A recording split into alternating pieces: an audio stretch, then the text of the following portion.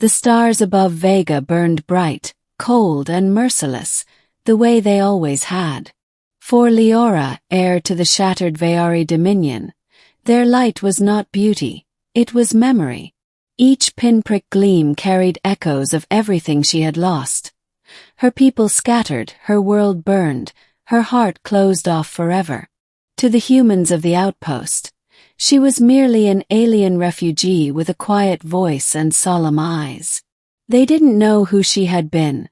Princess, commander, dreamer. They only saw a survivor. And perhaps that was all she was now. At least that's what she believed. Until the day she met Daniel Hale. Beginning. A broken heart among the stars. Daniel had been a maintenance officer on Outpost Meridian for 3 years. The station circled a barren mining moon, forgotten by most of the galaxy. Life there was predictable. Repairs, rotations, the occasional minor brawl. Humans came to Meridian for paychecks, not glory. He first saw her in the hydroponics bay, where the survivors from Veer worked to earn their keep. She moved like a shadow among the plants, slender fingers brushing the leaves as if even fragile greenery might crumble under her touch. Her hair shimmered faintly in the artificial light, silver with an underglow of violet. Daniel had heard the rumors, that she had once been royalty, that her people had been nearly annihilated by the Karth Dominion, that she had turned away every attempt at kindness. But when she looked up at him, startled by the clang of his toolkit, he didn't see royalty or mystery. He saw a sadness so deep it made his chest ache. "Sorry," he said quickly, raising a hand. "Didn't mean to scare you." She blinked at him, eyes the color of pale dawn. Her expression was guarded, but her voice was soft. "You did not," she said. "I am used to louder things." It was the first time she had spoken to him. For some reason, the sound lingered in his mind long after. Liora avoided attachments.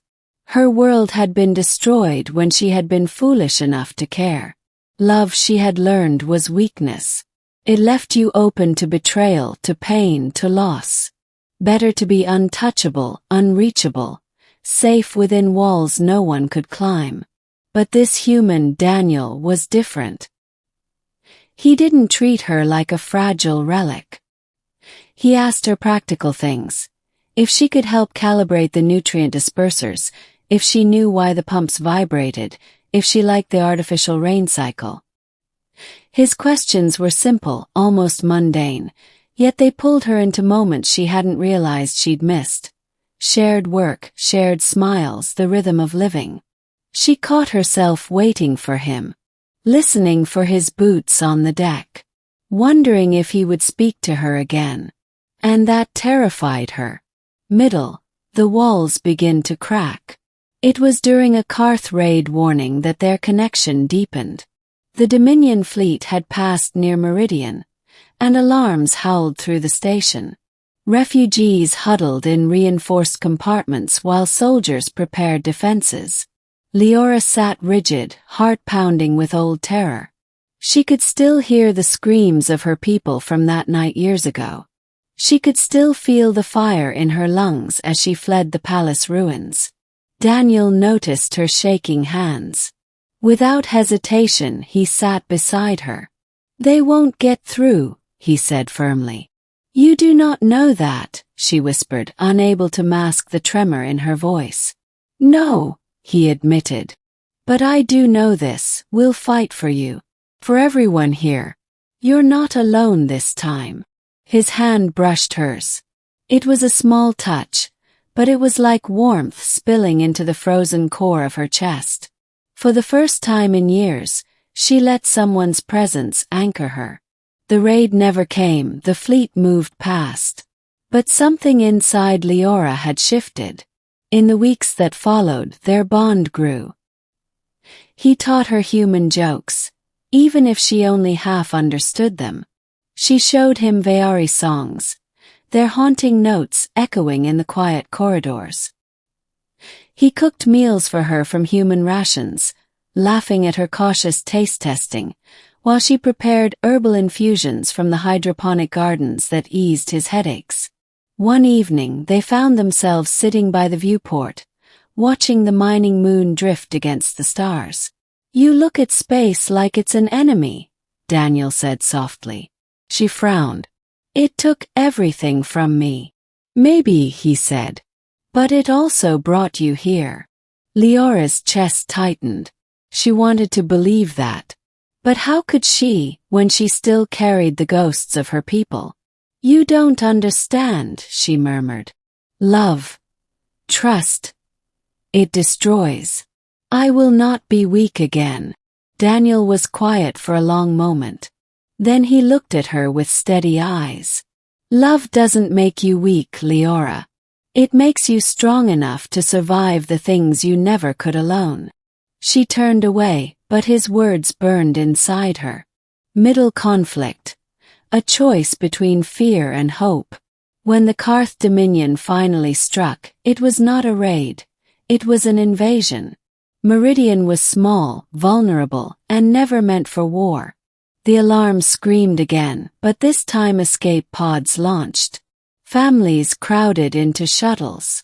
Soldiers scrambled to hold the line. Daniel stayed to repair damaged shields. Liora, against all reason, stayed with him. "Go!" he shouted, sparks flying from the control panel. "I will not leave you," she said fiercely. "This isn't your fight." Her eyes flashed. "It became my fight the moment I met you." Together they rerouted power, holding the shields long enough for evacuation. When the Karth finally broke through, Daniel was thrown across the chamber in an explosion. Liora rushed to his side, cradling his battered body.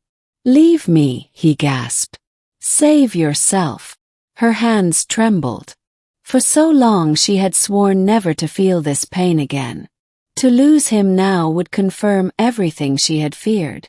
But instead of running, she pressed her forehead to his. "No," she whispered. "Not again.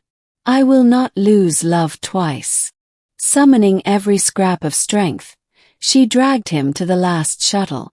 They barely escaped as Meridian burned, ending Love Reborn.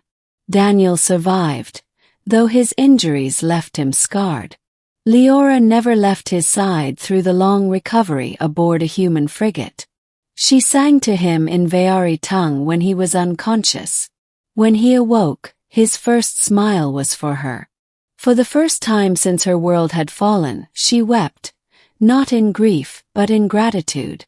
She had believed love was impossible, that it only destroyed. But Daniel had proven her wrong. Love had saved her, anchored her, given her strength she thought lost forever. Months later, under the light of a reclaimed colony world, Daniel asked her quietly, "Do you regret it? Letting me in?" She looked at him, eyes shining. "No. I regret only the years I spent hiding from this." And when she kissed him, it was not the kiss of a broken exile. It was the kiss of a woman who had finally found her way home.